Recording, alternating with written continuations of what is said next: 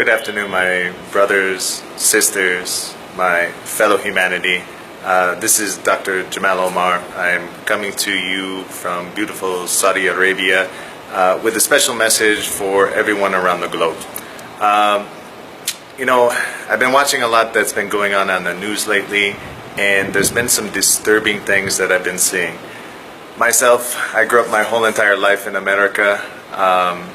I grew up in a small little farm town in Michigan, went to high school, played football, basketball, baseball. After high school, I decided to join the U.S. military.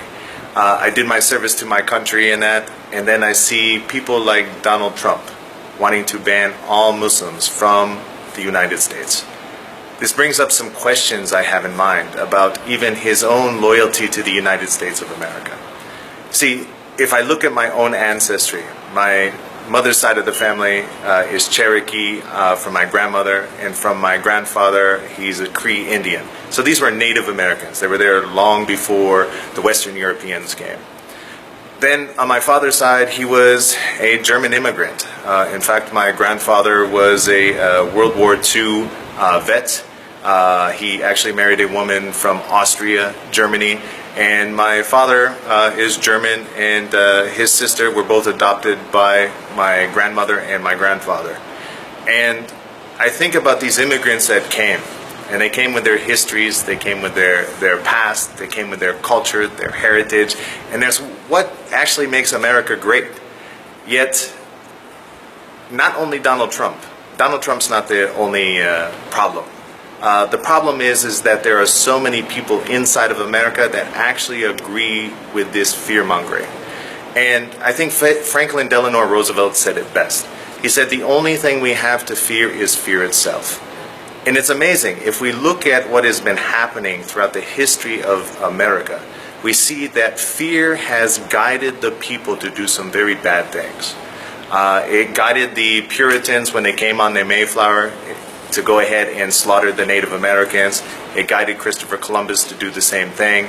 It guided 400, 500 years of institutional racism that started with slavery, and then continues to go on today, where police officers, the ones who are supposed to be protecting and serving, are the ones that are killing unarmed black people.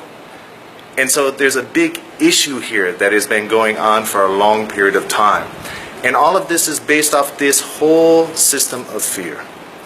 And unless we go ahead and root out the root of fear, which is basically ignorance and also misunderstanding, then we're going to continue to have these problems.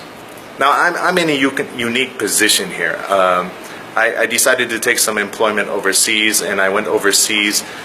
And I wondered to myself, being a U.S.-born citizen, if Donald Trump succeeds in his plan, and actually it's not just Donald Trump, even the GOP, Mr. Ted Cruz, has similar legislation that he wants to approve, I wonder if they're going to allow me to come back home to America.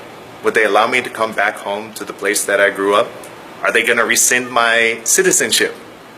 Am I going to have to claim asylum and become a refugee in another country because I can't go home just because I say that I'm a Muslim? These are questions that I think the American public needs to think about.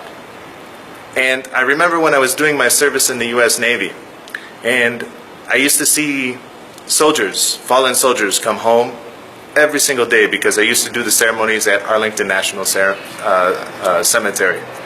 And when doing this, I remember seeing some names that came across there that didn't sound quite American. These were Muslim soldiers that were fighting. These were Spanish soldiers that were fighting. These were African American soldiers that were fighting. These were people of different nationalities, different races, different ethnicities, that were all fighting on the same side, fighting to uphold what America stands for. The freedom of religion, the freedom of speech, the freedom of all of these things that we took for granted growing up. And now I challenge the American public to look past this fear-mongering. And I ask that you go ahead and you come down to one of those local mosques, okay? One of those local mosques that you have those American Muslims. And just tell them, listen, I would like to know who Muslims are. And I guarantee you, you will have the most hospitable welcome you have ever seen of a group of people. They really want to get to know you. They really want you to get past the fear. And they really want you to know that they love America just as much as you. So I challenge all of you to go ahead and set aside your fear and go ahead and challenge these stereotypes that are being perpetuated by Mr. Trump, Mr. Cruz, and the rest of the GOP. And I look forward to hopefully one day being able to come back home to beautiful America after my duty is done here. And I hope that it'll be a welcome and I won't have to go through a lot of trouble trying to come back home.